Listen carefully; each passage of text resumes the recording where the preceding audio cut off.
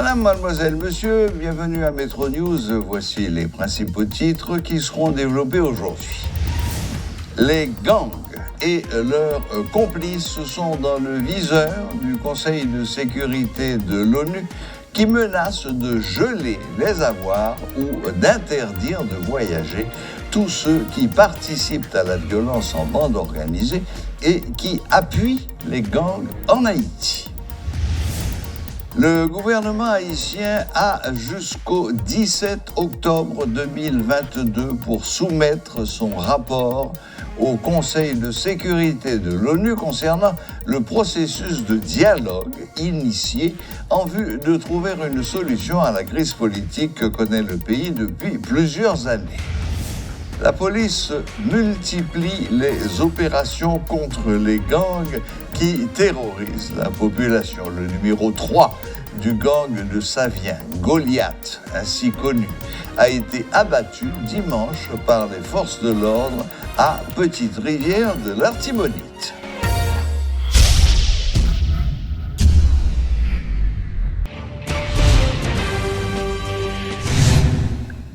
Le Conseil de sécurité de l'ONU menace de geler les avoirs de tous ceux qui coopèrent avec les gangs armés.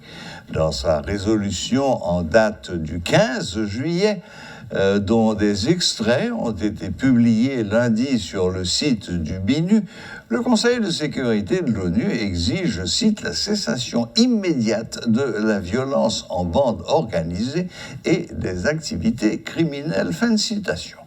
En outre, il annonce des mesures qu'il envisage de prendre dans les 90 jours. Ces mesures pourraient inclure, nous citons, le gel des avoirs ou des interdictions de voyager ciblant ceux qui participeraient à la violence en bande organisée et à des activités criminelles ou à des atteintes aux droits humains ou qui appuieraient de tels actes ou encore agirait de manière à compromettre la paix, la stabilité et la sécurité. Fin de citation, telles sont les menaces du Conseil de sécurité de l'ONU. De plus, le dit Conseil, qui se dit préoccupé, annonce qu'il compte appuyer Haïti dans l'élaboration de politiques et d'approches inclusives visant à réduire la violence communautaire.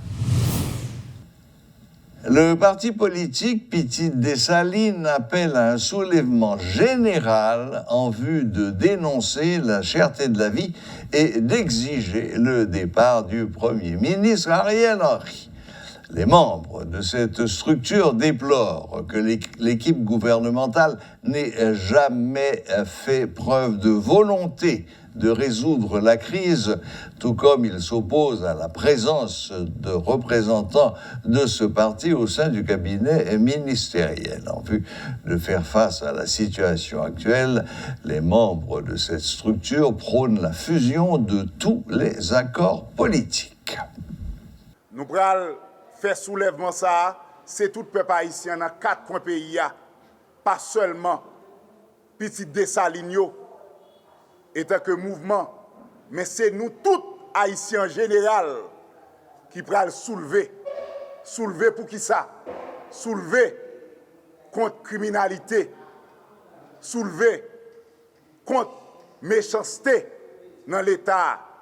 Eh bien, nous dit clair, 22 août cap vini là, dans ville au cap, dans grand nord pays, nous allons répondre présent pour nous commencer gros bataille là. Nous songeons que en pile l'autre soulèvement qui était fait déjà. Mais 22 août là, nous songeons qui ça c'était soulèvement général tout esclave. Nous c'est esclaves. Mais esclaves qui révoltés, esclaves qui pas d'accord avec ça qu'a fait là yo. Nous dit non à gouvernement Ariel là. Non pour qui ça? Parce que un gouvernement qui est illégal, un gouvernement qui pas légitime. Et bien là, comme ce signal-là que pral bay dans grand nord là, et bien que Jérémy, que Jacques Bel, quel que soit côtoyé dans 10 départements et même dans 11e diaspora au capitaine DA qui besoin de rentrer dans le pays qui pas capable Soulèvement général esclavage a commencé l'Imbec. Et même gens, nous allons faire soulèvement ça. Ce n'est pas une manifestation. Son soulèvement a fait contre ingérence, contre mauvaise gouvernance, contre insécurité, contre la vie chère, comme Petite Dessalines, comme force cap gouverne de la société, l'État pour suite pour nous quitter Ariel, guetter ça. Donc nous frappons bien nous, son début 22 août au Cap, mais gon bonne l'autre date cap venir encore jusqu'à ce que Ariel tue l'accord jusqu'à ce liba talon. Et faut tout accord fait un seul accord pour entrer dans Chita Pali. Autant que gain accord peine, accord la accord Montana, accord 11 septembre, Petite Dessalines pas rencontrer à moun. C'est là tout accord fait un seul accord, laisse Petite Dessalines a rencontrer avec nous. Le mouvement unifié des transporteurs haïtiens, MUT, appelle la population à un soulèvement contre la cherté de la vie et la pénurie de carburant. Les syndicalistes estiment que la crise de l'essence a été provoquée par les compagnies pétrolières. Ils invitent la population à forcer les autorités à agir vite à l'approche de la nouvelle rentrée scolaire. Je dis là pour un chauffeur jeune au galon gaz, je dis pour l'État circuler, il faut le faire, je dis demi-journée dans la ligne, joue ça possible, là on t'y casse, et des fois même joindre ni pas joindre du tout, 3-4 jours pas joindre aucun gaz pour fonctionner. Donc on y a comment pays ça pour recevoir ça l'ouverture des classes. Donc est-ce que ti moun yo c'est à pied ou pour l'école ou bien est-ce que donc ti moun ça gon l'autre moyen que l'État pour le mettre disponible pour aller à l'école. Donc sur ce nous-mêmes nous comprenons que et l'État ça son l'État moribond, on l'État qui pas admettre que yo pas atterri. Donc nous fait appel à conscience ce matin donc pour demander que yo tirer la révérence. Et ensuite à population en tout, pour nous dire population faut appliquer léger li, je dis. Raison parce que si la population en chita sous des pieds ou bien tout quelque chose pas faire des mobilisations pour montrer l'État haïtien que pas rien qui fonctionne dans le pays, donc c'est comme si on pas dans le pays, on pas connaît et ou déjà ouais le premier ministre Ariel Henry des fois c'est question internationale qui intéresse, question nationale pas intéressé lui. Donc ça veut dire ça qui passe dans le pays, la question la vie chère, question gaz, question route crasée, question fatra. Donc pas on dit il a gouverné certainement mais il pas connaît. Donc si c'est faut population lever camper et nous-mêmes au niveau MIT nous lancer mobilisation ça. Donc à partir d'aujourd'hui nous avons concerté avec l'autre syndicat dans le pays, nous avons concerté aussi avec la population donc pour nous au moins faut lever camper pour nous dire premier ministre Ariel Henry que le pays ça il pas fonctionner et nous-mêmes ne pas continuer vivre dans la situation pays ça. Des ministres du gouvernement, dont celui de l'Éducation, des Travaux publics, de l'Agriculture et des Affaires sociales, entre autres, ont présenté leur bilan des actions menées dans le grand sud du pays 1 an après le passage du séisme qui a ravagé la zone. Plus d'une vingtaine d'écoles ont été reconstruites, des routes réhabilitées.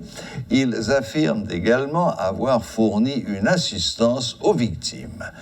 De son côté, la maire de la ville d'Écailles, Marie-Michel Sylvie Rameau, confirme avoir été témoin de l'action gouvernementale, mais estime qu'il reste encore beaucoup à faire. Suivez ce reportage de Rodolphe Pierre-Louis. Après le séisme qui a dévasté la ville d'Écailles en 2021, le chef du gouvernement a donné pour mission à 4 ministres de définir des stratégies afin de venir en aide le plus efficacement possible à la population locale. Un an après, soit ce 14 août 2022, l'heure d'un premier bilan est venue pour chacun d'entre eux. Sur plus de milliers d'établissements scolaires affectés dans le Grand Sud et bien d'autres détruits, 22 sont déjà reconstruits et sont en phase d'inauguration, explique le ministre de l'Éducation nationale, Nesmi Maniga. Nous gagnons l'école nationale Belle-Rivière-Miragouane, Nanip, école nationale Ducasse-René, Jérémy, école nationale Lifran, Jérémy, école nationale Cap-Fou-les-Iwa. L'un descend dans Tiburon même, l'école nationale Chavenet, pourquoi c'est dans l'école ça qui a image là, s'il a passé, il finit à 100%. École nationale Fierville, les Anglais, il finit à 100% tout.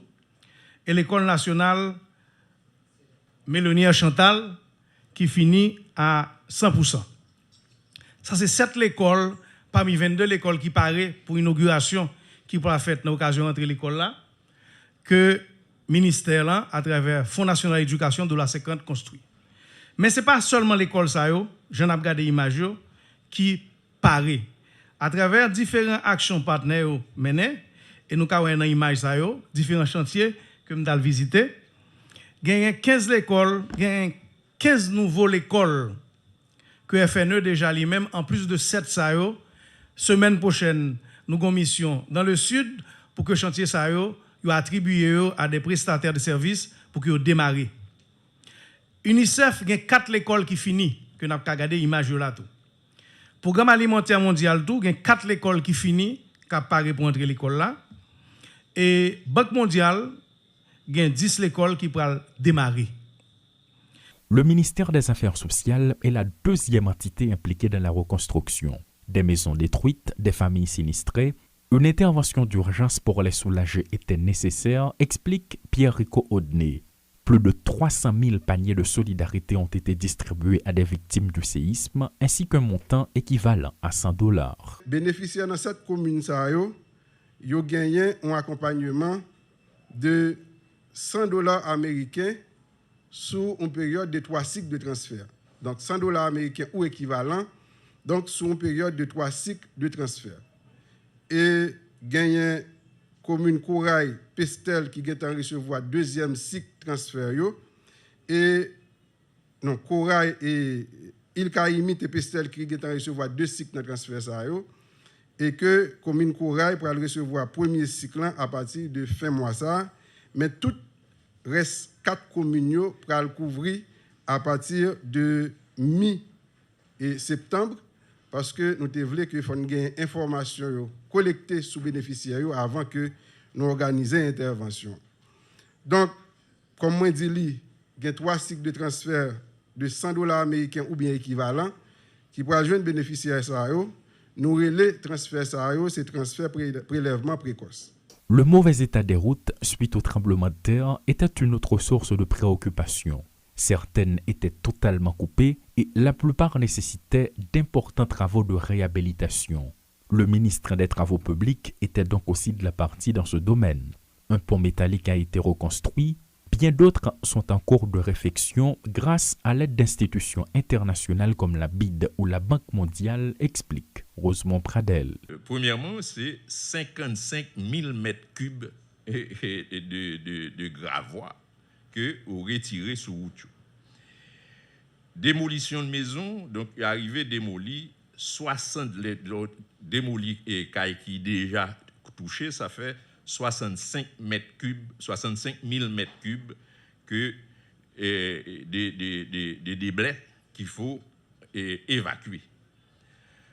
Deuxièmement, il y a un processus, l'ENFIN fait ça, de Santa Carele, évaluation des maisons. Donc, il faut une évaluation de tous les bâtiments que nous avons fait ici tout. Et l'un des gros tremblement qui était écrasé toute zone métropolitaine. Donc, ils ont évalué, travaux publics, évalué 202 480 unités, c'est-à-dire de cailles, pour voir est-ce que moun ka habiter là-dedans, est-ce que c'est pour écraser honnête.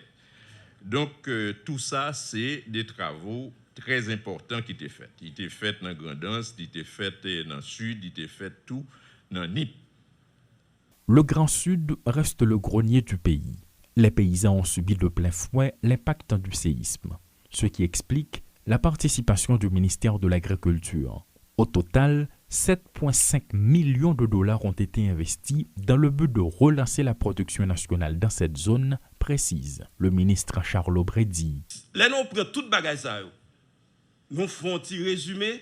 Tu as gagné à peu près 7,5 millions de dollars qui t'ont investi dans l'action ça et qui ça t'a facilité reprise production agricole là. C'est sûr, si pas d'intervention ça et bah là ça capable plus grave. Mais non, intervention 3 cas dans le financement ça il était porté par la Banque mondiale. Ça pas veut dire tout que dans le cadre budget pays a gagné des types d'interventions. Et actuellement, jusqu'à présent là, nous avons des activités de cap fait pour sinon toujours dans le cadre de ça, il y a des activités de travaux et des travaux pour capable bailler un petit travail en plus dans différentes communes au niveau des 3 départements de la péninsule sud. Des interventions que le maire des Cayes, Marie-Michel Sylvie Rameau, affirme avoir été témoin. Par contre, elle estime qu'il reste encore beaucoup à faire.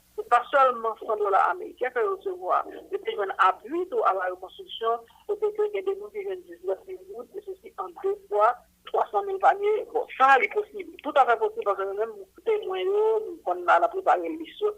Mais pour la République, je ne peux rien confirmer.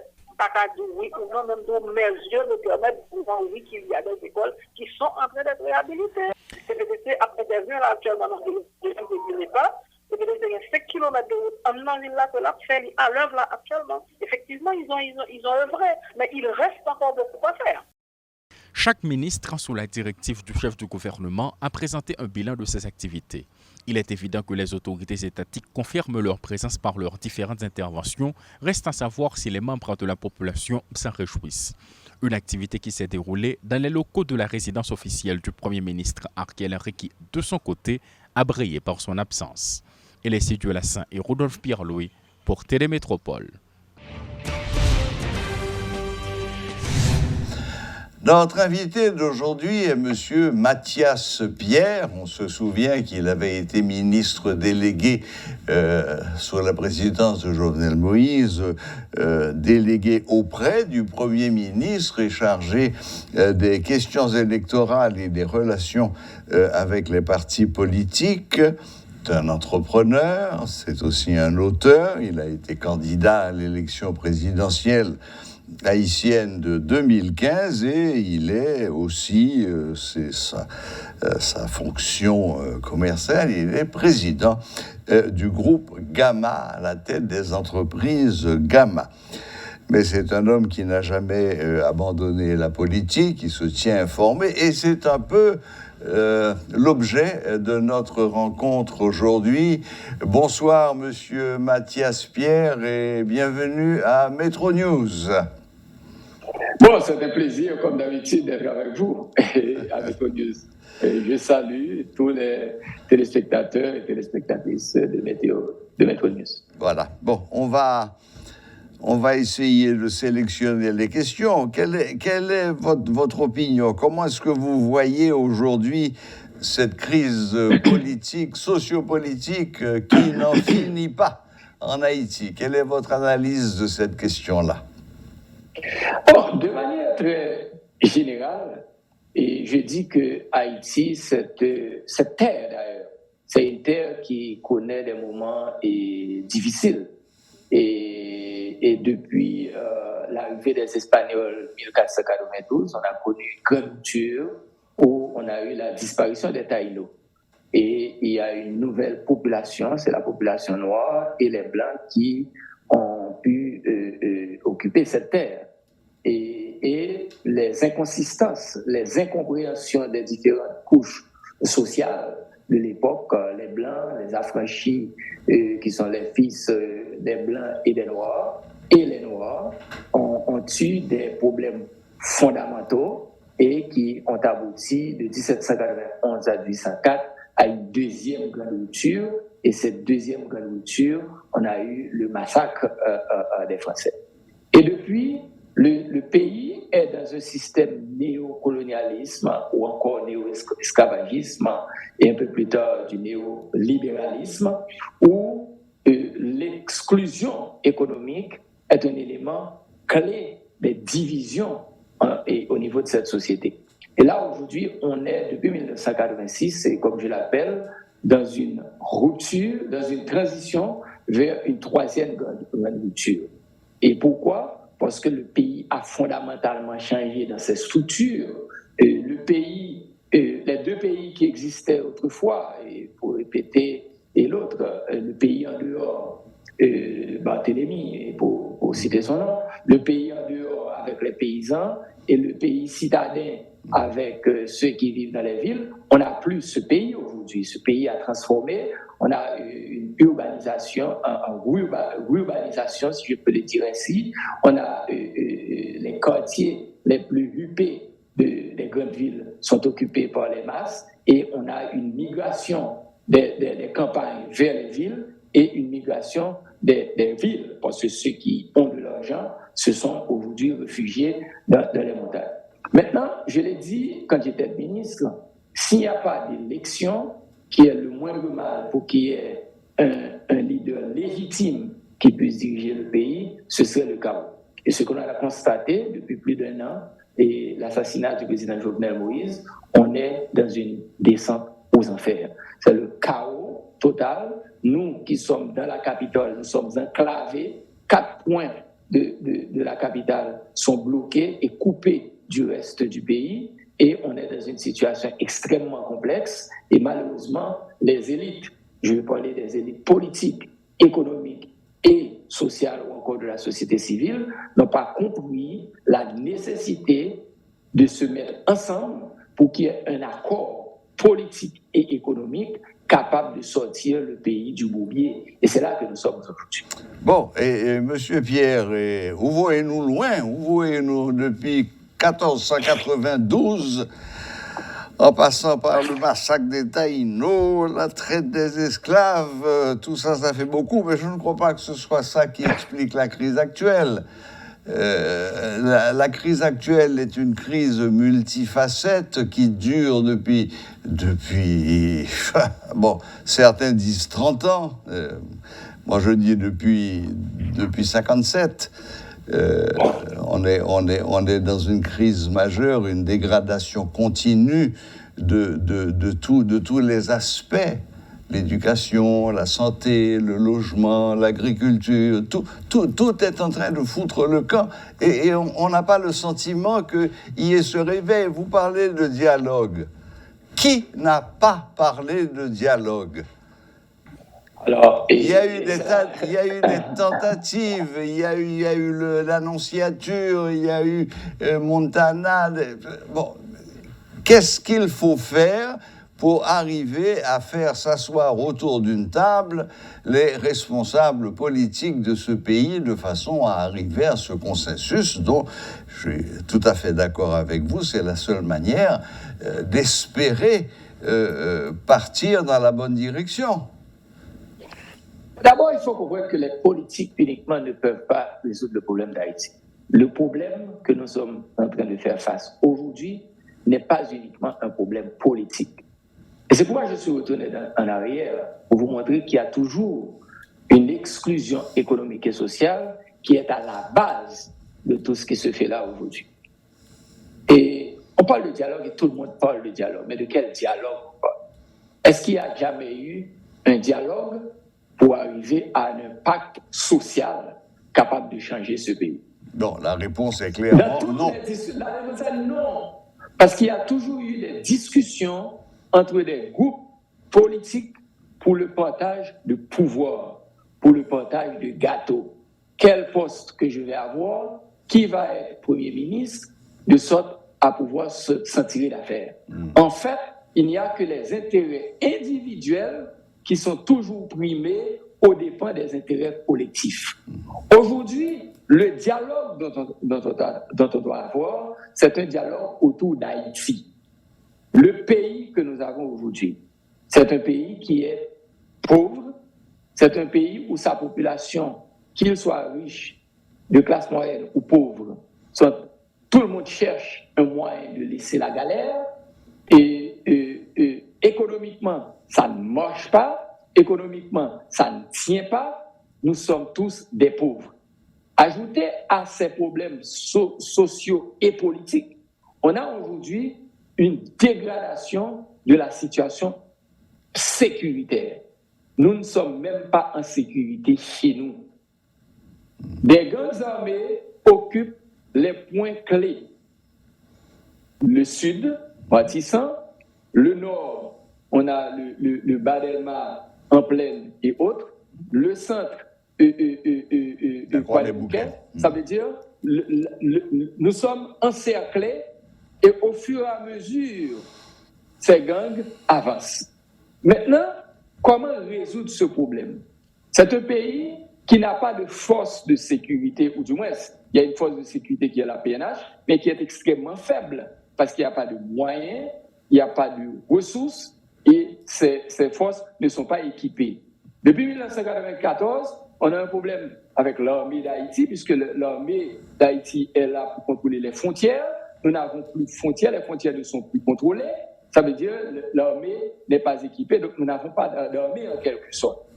Pour reconstruire un pays, il faut avoir un État qui ait le contrôle du monopole de la violence. Ce type d'État-là, on n'a pas commencé à construire cet État, puisque les élites qui doivent arriver à se mettre ensemble pour construire ce pays, pour construire cet État, eh bien, ces élites sont totalement divisées. Tout le monde est en train, si on regarde les groupes politiques, et un exemple simple, à chaque fois qu'on dit qu'il va y avoir des réunions au niveau international, puisque le mot dialogue et accord politique, on a des discussions politiques qui se font. Immédiatement, le sommet de Panama, des Amériques, il y a eu des débats et puis ça a disparu. La réunion au niveau du Conseil de sécurité et ça a disparu. Mais quel débat que vous entendez autour de cette... Qui va être président, qui va être premier ministre, combien de postes de ministre, c'est pas ce qui va résoudre le problème aujourd'hui. Et pour moi, il faut qu'il y ait des négociations claires entre Haïti, ceux qui vont représenter Haïti, et la communauté internationale qui a tenté, ou encore qui est en train de tenter depuis 30 ans de résoudre le problème pour nous. Mais l'étranger ne peut pas résoudre le problème. Le problème est un problème haïtien. Le problème doit être adressé par les Haïtiens. Et c'est pourquoi on a connu, et l'OEA parle de 20 ans, mais il y a eu depuis 1991 30 ans d'échec de la communauté internationale dans ses approches en Haïti. Monsieur Pierre, là, ça nous amène directement aux prises de position exprimées par Luis Almagro, secrétaire général de l'OEA. Qu'est-ce que vous pensez de cette prise de position et qu'est-ce que vous pensez surtout de cette suggestion qu'il a faite que, bon, pratiquement, en dépit de tous les échecs de la communauté internationale depuis 30 ans, Haïti ne s'en sortira pas sans l'aide de cette communauté internationale. Et si on sait lire entre les lignes, on peut même se demander si M. Almagro n'a pas suggéré carrément que Haïti soit mise sous tutelle. En fait, c'est une note qui se contredit. Au début, la note parle de l'échec de la communauté internationale pendant 20 ans. Tout à fait. Et plus tard, cette même note va vous dire qu'il n'y a pas de ressources humaines en Haïti. Oui. Il faut la communauté internationale. Exact. Tout à fait d'accord. Mais en fait, ce qu'il faut comprendre de cette note, en fait, la note, l'OEA se dit, je ne suis pas de la communauté internationale. J'accuse la communauté internationale qui est responsable des problèmes d'Haïti. Mais l'OEA, c'est la communauté internationale. Mais il faut comprendre en tant qu'Haïtien que Haïti, malheureusement aujourd'hui, se trouve dans un carrefour au niveau du géopolitique international. Au niveau du Conseil de sécurité, il y a eu des débats, et ceci depuis l'année dernière, entre la Chine, la Russie et les États-Unis sur la question haïtienne. Tant que le problème haïtien est au niveau du Conseil de sécurité, le droit de veto de la Chine et de la Russie a une importance pour la poursuite des missions onusiennes. Donc, quelque part, est-ce que monsieur le secrétaire général n'est pas en train de faire un débat pour rapatrier le dossier d'Haïti vers l'OEA? Le grand patron de l'OEA, c'est les États-Unis d'Amérique. Rien ne peut se faire au niveau de l'OEA sans les États-Unis d'Amérique. Automatiquement que le dossier haïtien serait de l'OEA, il n'y aurait plus d'intervention de la Chine ou de la Russie ou des vétos et le problème serait résolu au niveau des Amériques. N'oubliez pas la doctrine de Monroe, l'Amérique aux Américains. Donc, mais aujourd'hui, Est-ce que c'est ce qui justifie, d'après vous, le prolongement du mandat du MINU? Non, il y a eu un prolongement, mais il y a eu aussi, dans la résolution du Conseil de sécurité, un ultimatum qui a été donné au gouvernement haïtien pour arriver à un accord politique et qui a été renouvelé dans la note et récemment publiée par BNU. Et certainement, le mandat du gouvernement, c'est d'organiser les élections. Ouais. Moi, je suis très peu... je doute que le gouvernement, après plus d'1 an, soit en mesure d'arriver à un accord politique, pour la simple et bonne raison que je suis convaincu qu'il n'y a pas un problème d'accord politique. Et quelque part, on peut même se dire, si le problème d'insécurité persiste comme c'est, tant qu'il y a insécurité, il ne peut pas y avoir des élections. Nous sommes face à un pouvoir qui n'a pas de mandat. Donc si le pouvoir n'a pas de mandat, écoutez, et s'il n'y a pas de sécurité, il n'y a pas d'élection, donc, comme dit Antoine dans le temps, que de peu de temps arrive. Sauf que le pays est dans un carrefour très dangereux.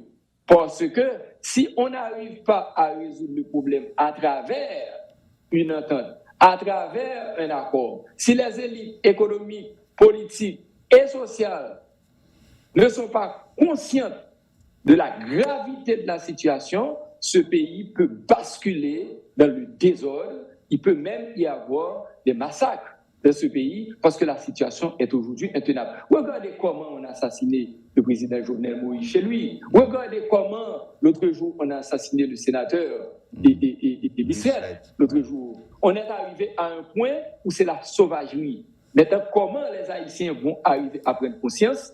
Et je pense que c'est là que je peux vous parler ce que moi je comprends de l'accord, comment cet accord devrait être pour sortir Haïti de la nation.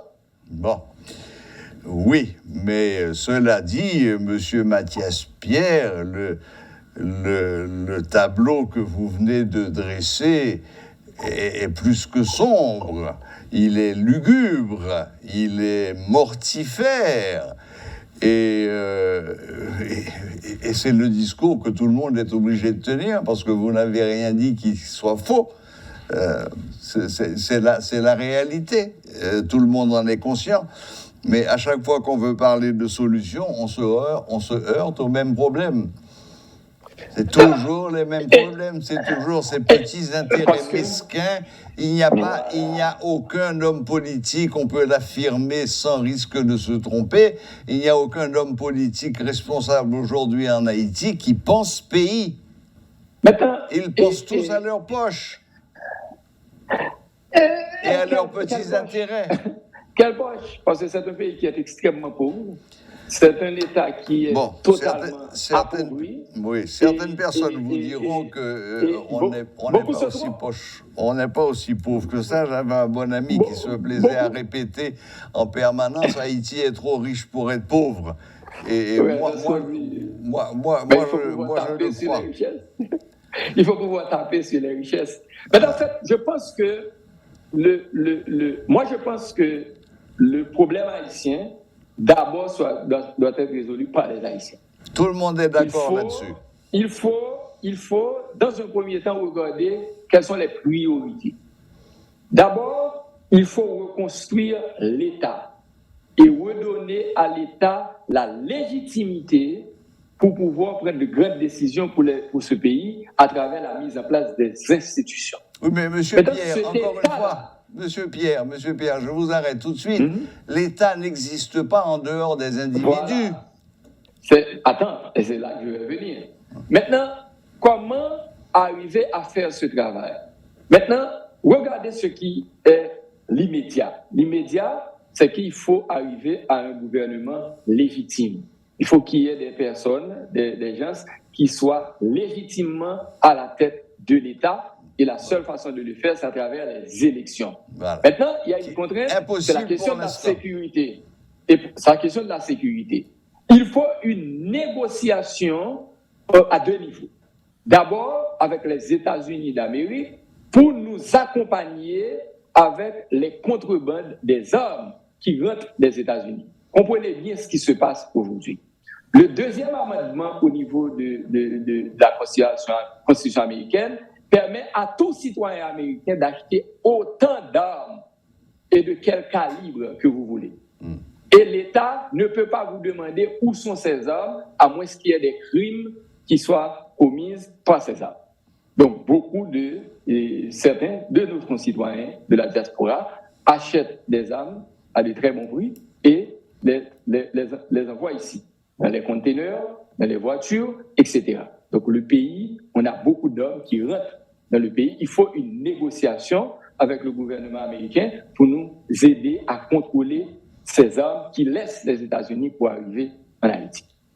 Au deuxième niveau de négociation avec le gouvernement américain, depuis quelque temps, Haïti ne peut pas acheter légalement les armes pour la police nationale parce que les États-Unis ne veulent pas d'une armée en Haïti. On pense que si Haïti arrive à acheter des armes, eh bien ces armes vont aller vers les militaires.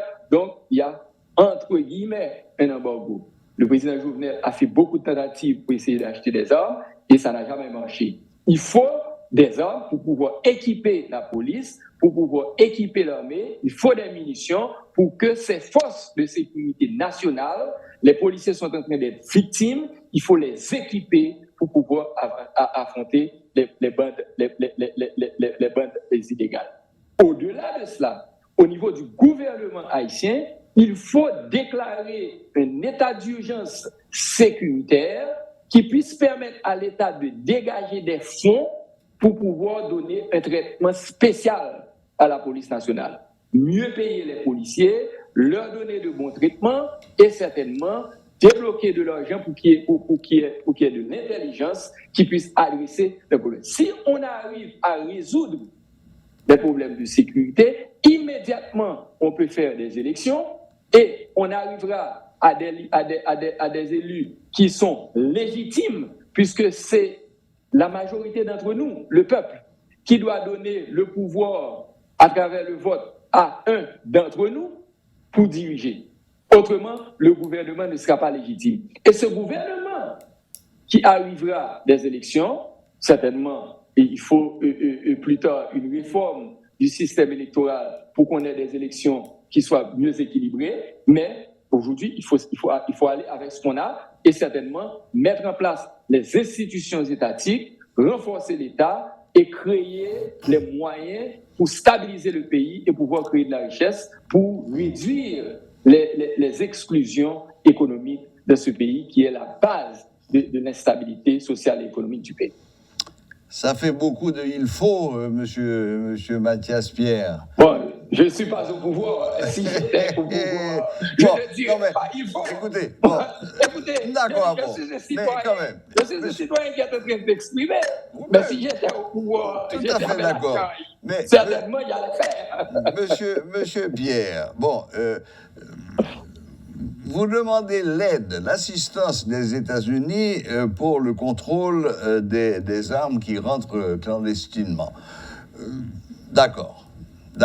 Mais vous savez aussi bien que moi que l'approvisionnement en armes et en munitions, parce que les deux vont de pair, les autorités ici savent très bien qui sont les importateurs d'armes. Les autorités savent très bien par où ces armes passent pour arriver dans le pays et aller alimenter tous les gangs dont le nombre... Comprenez bien. Donc, ces armes arrivent... Alors, le point qu'il faut comprendre et pourquoi je dis qu'il faut une négociation avec les États-Unis d'Amérique... Oui, bien sûr, les armes illégales rentrent parce que les armes illégales sont rentrées et sont achetées, mais l'État haïtien... À chaque fois que l'État haïtien fait des commandes, ces commandes sont bloquées. Ça veut dire que les forces légales, on n'est pas en mesure d'alimenter ou d'équiper les forces légales pour pouvoir affronter les forces illégales. On n'a pas une armée qui puisse être déployée dans ce pays, particulièrement les frontières, pour nous permettre de contrôler les frontières et certainement contrôler les contrebandes. On n'a pas d'armée, point. Bon, oui. Maintenant, bon. Le Canada a quand même pris le relais. À ce qui paraît, là, très bientôt, peut-être même que c'est déjà fait, il y a un certain nombre d'engins lourds, de munitions, d'armes qui arrivent et qui vont servir à la PNH à continuer, parce que depuis quelque temps, il faut aussi le reconnaître, la PNH fait de très gros efforts et arrive quand même à des résultats qui ne sont pas négligeables. Mais commençons par balayer devant notre porte. C'est à nous de mettre la main au collet des importateurs d'armes ici, dont je répète, on connaît les noms, on connaît les circuits, on sait tout, mais c'est l'impunité. Alors, ce qu'il faut comprendre, c'est quand on est arrivé au pouvoir par la petite porte, quand on est arrivé au pouvoir par les accointances, il est difficile de prendre de grandes décisions et parfois on est contrôlé par ceux qui sont dans la contrebande. Bon. Mais à partir du moment qu'on a des élections et qu'on arrive par la grande porte au pouvoir, on est plus habile, on est plus capable de pouvoir prendre de grandes décisions. Tout à fait d'accord. C'est un pays où la corruption est ancrée dans la société haïtienne. Okay? Et pas seulement la corruption. Il faut un pouvoir réel pour pouvoir lutter contre la corruption. Monsieur Pierre, on ne peut pas parler de la corruption sans parler de l'impunité. Et l'impunité est aussi grave que la corruption. Il faut un État. Voilà. Ça veut dire qu'il faut construire l'État, il faut des institutions solides. Il faut des élections. Je ne peux pas vous dire que je vais le faire. Tout à fait d'accord. Tout à fait d'accord. Mais moi, j'attends encore de voir qui va mettre le pays sur les bons rails. Parce que parler d'élections aujourd'hui est une illusion. Tant qu'il n'y a pas une prise de conscience, et s'il n'y a pas de prise de conscience, je dis toujours, nous sommes dans les élites haïtiennes sont dans une dynamique d'autodestruction inconsciente. Absolument. Nous posons des actes, nous sommes en train de nous détruire. Tout à fait. Parce que nous détruisons le pays. Regardez ce qui se passe. Tout à fait d'accord. Ceux qui sont riches aujourd'hui, leurs familles ne peuvent même pas vivre en Haïti. Le kidnapping, l'insécurité, il n'y a pas de vie, il n'y a plus de vie nocturne, il n'y a rien. Donc tout le monde vit à Miami, sous une forme ou sous une autre, ou en République dominicaine. La classe moyenne, si on a les moyens, si on a un parent qui se trouve dans la diaspora, il faut envoyer ses enfants à Saint-Domingue pour pouvoir étudier. Les pauvres, ils sont en train de payer des milliers de dollars pour rassembler tout ce qu'ils ont, pour risquer leur vie et dans la mer. C'est plus de 400-300 personnes par semaine qui sont en train d'arriver. Ça veut dire que c'est un pays où nous sommes de passage. Nous devons nous comprendre que nous devons nous approprier de cette terre pour pouvoir transformer la terre. Et tant que nous ne sommes pas là, et malheureusement, nous sommes en train de descendre. Mais je dis toujours, et vous prenez une balle, une fois que cette balle frappe le sol, il doit y avoir rebondissement. Haïti ne périra pas, cette génération peut-être va échouer, mais quelque part, cette prise de conscience arrivera pas dans le calme ou par la force, parce que lorsque les populations sont arrivées dans des situations où ils n'ont plus d'option, la violence, c'est ce qui leur reste. Bon, le défoucage et autres, c'est ce qui leur reste. Est-ce qu'on veut arriver là? Il y a plus d'un pays où on a assisté à ce qu'on a appelé les émeutes de la faim. Et il est évident qu'on est à la veille d'une émeute de la faim en Haïti, une émeute du ras-le-bol, une émeute de... Comme vous dites, tout à fait d'accord.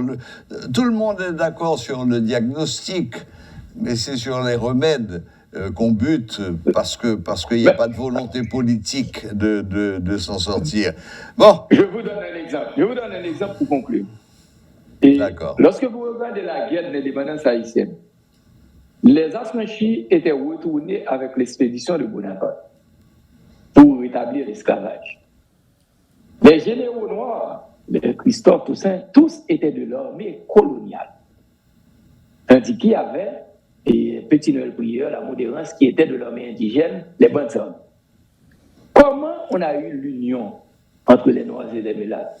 C'est quand le général Pétion et le général Dessalines ont compris que le plan de Bonaparte, c'était au niveau des esclaves, il faut tuer, détruire la majorité s'ils ne veulent pas retourner dans l'esclavage. Et ça avait déjà commencé dans d'autres colonies. Et au niveau des affranchis, on va les déporter vers le Madagascar une fois que le problème des esclaves serait résolu. Devant la menace d'extinction de ces deux groupes, ils ont laissé l'armée coloniale pour rejoindre l'armée indigène qui était les Bandes armées. Et c'est là qu'on a eu l'union fait la force, c'est là qu'on a eu l'accord pour faire l'indépendance d'Haïti. Aujourd'hui, est-ce qu'on est devant cette extinction? Est-ce que les élites ont compris qu'on va directement vers cela? Et peut-être que ce sera le moment où on arrivera à nous mettre ensemble pour sortir le pays du désastre, de l'enfer dans lequel nous sommes aujourd'hui. En d'autres termes, Monsieur Mathias Pierre, vous êtes en train de nous dire qu'il faudrait inventer un nouveau Bonaparte qui vienne rétablir l'esclavage en Haïti pour espérer qu'on puisse... L'histoire ne se répète pas, c'est ça ce que je dis. J'ai pris l'exemple pour montrer que devant la menace d'extinction, eh bien, l'autodétermination permet à un peuple de s'en sortir.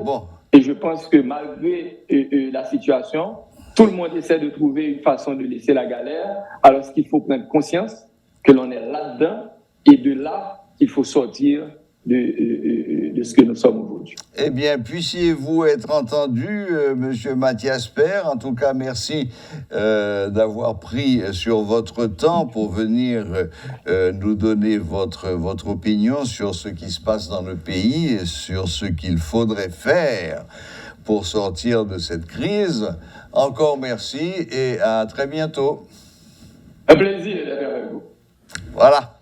C'était Monsieur Mathias Pierre, ancien ministre chargé des questions électorales et des relations avec les partis politiques, qui est toujours impliqué dans la politique, qui s'intéresse. Il a été candidat à l'élection présidentielle et qui dressait un tableau qui, en l'occurrence, part de 1492 jusqu'à nos jours, en prenant toutes les grandes dates de l'histoire de notre pays.